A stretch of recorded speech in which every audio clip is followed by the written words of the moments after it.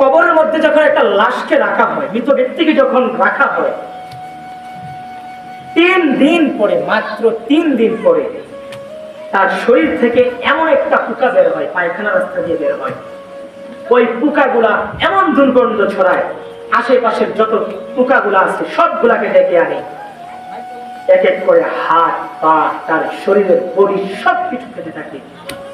যে হাত দিয়ে তুমি মানুষকে মেরেছো, যে হাত দিয়ে তুমি জুলুম করেছো, যে হাত দিয়ে তুমি এক স্বাক্ষরে এক কলমে তুমি মানুষের উপরে জুলুম করেছো, বিচারটাকে ঘুরিয়ে দিয়েছো, যে মুখ দিয়ে তুমি মানুষের নামে মিথ্যা অপবাদ দিয়েছো, গীবত দিয়েছো, গালিগালাজ করেছো, যে মুখ দিয়ে তুমি মানুষকে কষ্ট দিয়েছো, মনে রেখো মাত্র 3 দিন তোমার কিসের বাহাদুরি বেটা, মাত্র 3 দিন পরে এমন এক পোকা তোমার কবরে আসবে, যেই পোকা তোমার শরীরের প্রত্যেকটা অঙ্গ প্রত্যঙ্গ খেয়ে ফেলবে। যেই শীতকালে তোমার হাতকে, এই যুবক শোনো, তুমি শোনো, যে শীতকালে তোমার হাত তুমি সুন্দর রাখার জন্য ফ্যাকাশা যেন না হয়ে যায়, কত দামি দামি লোশন ব্যবহার করো। তোমার ঠোঁট ফেটে যাওয়ার ভয়ে তুমি দামি দামি ভ্যাসলিন ব্যবহার করো। মাত্র 3 দিনের ব্যবধানে তোমার সেই অহংকারের শরীর, তোমার সেই যৌবন, তোমার সেই দেহ মাটির সাথে পোকা খেয়ে ফেলবে। এভাবেই যখন পোকা যখন খেতে থাকবে, 40 দিন যাবৎ পোকা ওই মাংসগুলাকে খেতে থাকবে। 40 দিন পরে যখন আর বুঝতে থাকবে না, শরীরে মাংস থাকবে না, কঙ্কালগুলো থপাস করে চারিদিকে ছিটে যাবে। আস্তে আস্তে ওই হাড়গুলাকেও মাটি খেতে থাকবে। জাস্ট মিনহা খালাকনাকুম আফিআ নুঈদুকুম ওয়া মিনহা নুখরিজুকুম তারাতান। মাটির মানুষ মাটিতেই রেখে গেল, আবার এই মাটির মানুষটাই তুমি মাটির মানুষ, তোমাকে তো মাটিই খাবে, সেই দেহ তো মাটিই খাবে। রঙিন এই পৃথিবী, আহা কি সাজে যাবে, এই দেহ কোথায় যাবে, তোমার আত্মীয় স্বজন কোথায় যাবে সেদিন, মনে রাখো। এই জন্য মূলত আপনার অনুরোধ করে আপনার পায়ে ধরে ধরে বললাম, যারা নামাজ পড়ে না, হয়তো আগামী বছর আমার বয়ান করার সুযোগ নাও হতে পারে, খুব কষ্ট করে আসছে। আজকে এই মাহফিলে এই বয়ান অনুযায়ী যদি একটা মানুষ যদি আখিরাতের প্রতি ফিরে, ওয়াল্লাহি আমার আখিরাতের জন্য একটা মানুষই আমার যথেষ্ট, একটা মানুষ যথেষ্ট। এই জন্য কবরের তোমরা ফিকির করো। আল্লাহ নবী সাল্লাল্লাহু আলাইহি সাল্লাম বলেন, কবর প্রতিদিন যার কবর যেখানে, আমার কবর যেখানে সাহিত্য, আমি মারা গেলে আমার কবর যেখানে দিবে, আপনি মারা গেলে আপনার কবর যেখানে দিবে, আপনি মারা গেলে আপনার কবর যেখানে দিবে, আপনার পরিবার মারা গেলে প্রত্যেকটা মানুষকে যখন দাফন করা হবে, ওই মাটিগুলা তখন তাকে ডাক দিয়ে বলে, ও আল্লাহর বান্দা জানো, আনা বাইতুল, আমি পুকামা করে।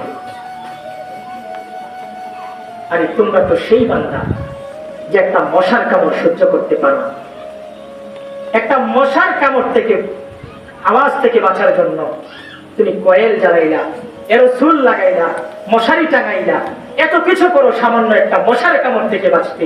আয় আল্লাহর বান্দা, বছরের পর বছর, শত শত বছর এই কবরে পোকা মাকড় করে তুমি কেমনে থাকো।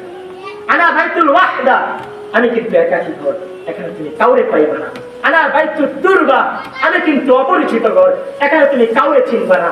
দুনিয়াতে একটা মানুষ আর একটা মানুষের বাড়িতে গেলে বোঝা যায় এটা রান্নাঘর, এটা কিচেন রুম, এটা বাথরুম, এটা দরজা, এটা জানালা, এটা সামনের রুম, এটা পিছনের রুম। আর কবর ডাক দিয়ে বলে, আনা বাইতুল দুরবা, ও বান্দা, ও আল্লাহর বান্দা শুনো, আমি কিন্তু অপরিচিত ঘর, এখানে তুমি মাটি ছাড়া কিছু চিনবা না, কিছু চিনবা না। এটা ওই কবর।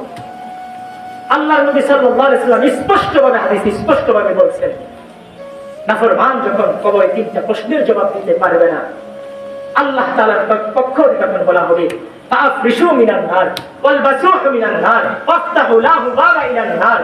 ও ফেরেশতারা, জাহান্নামের নাফরমানের কবরে জাহান্নামের বিছানা বিছায়া দাও, জাহান্নামের পোশাক পরায়া দাও, জাহান্নাম বরাবর একটা দরজা খুলে দাও। নাউযুবিল্লাহ। কেমনে কাটাইবা আব্বা? আর একটা হাদিসে আছে, এমন একজন ফেরেশতাকে পাঠানো হবে, যে ফেরেশতা কানেও শুনে না, চোখেও দেখে না, চোখেও দেখে না, কানেও শুনে না।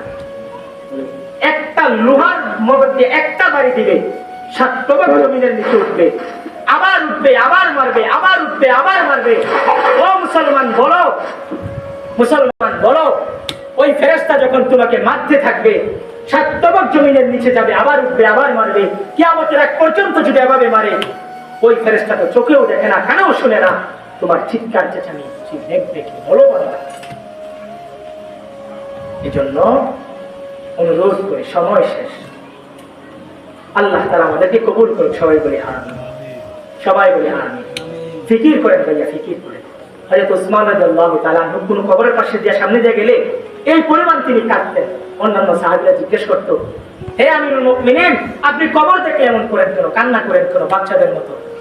তখন ওসমান রাদিয়াল্লাহু তাআলা আনহু তখন বলছেন যে, ও সাহাবীরা, তোমরা কি জানো না, আউয়ালু মানজিলুম মিন মানাজিলিল আখিরাহ, আখিরাতের প্রথম স্টেশন, প্রথম ঘর হচ্ছে কবর। মান নাজামি, এখানে যে আটকে যাবে সে সব গাড়িতে আটকে যাবে, এখানে যে মুক্তি পাবে সব গাড়িতে মুক্তি পাবে। এই জন্য আমার কবর দেখলে ভয় হয়, আমার কবরে জানি কি হয়। তাই এবার আমার বলার উদ্দেশ্য হইল, আব্বা, মাটির উপর একটা ঘর এত সুন্দর করে সাজাইলাম, টাইলস, সোফা, খাট, এত কিছু দিয়া সুন্দর করে যখন সাজাই দিলাম, মাটির নিচেও তো একটা তোমার ঘর আছে, ঘরের নাম কবর, কি সাজাইলাম? আমি সাইফুল ইসলাম আশরাফি বললাম, মাটির উপর ঘর যদি সাথে টাইলস দিয়া, বিল্ডিং দিয়ে, সোফা দিয়ে, খাট দিয়ে, মাটির নিচের ঘর সাজে ঈমান দিয়ে, নামাজ দিয়ে, ইবাদত দিয়ে, দান সদকা দিয়ে, তাকওয়া দিয়ে, আল্লাহ তাবারক ওয়া তাআলা আমাদেরকে কবরের জিন্দেগি সাজানোর তৌফিক দান। সবাই বলে আমিন।